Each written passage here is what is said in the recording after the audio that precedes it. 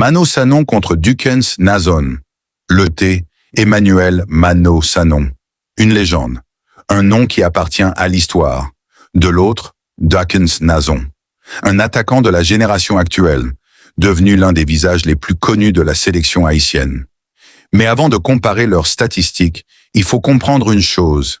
Mano Sanon et Dukens Nazon n'ont pas joué à la même époque. Ils n'ont pas connu les mêmes adversaires.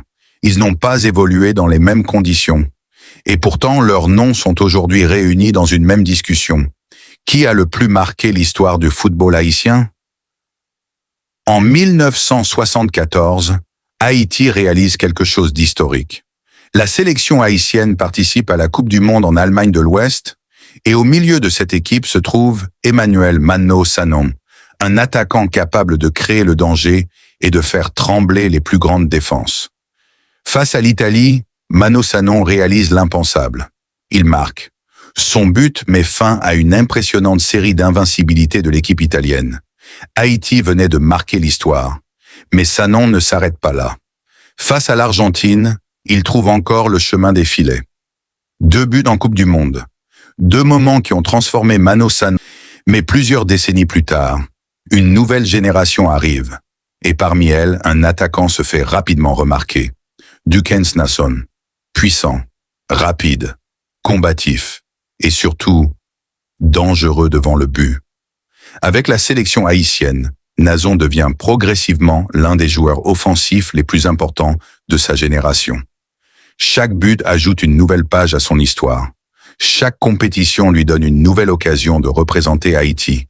Et contrairement à Mano Sanon, Nazon évolue dans une époque où le football international est devenu beaucoup plus régulier.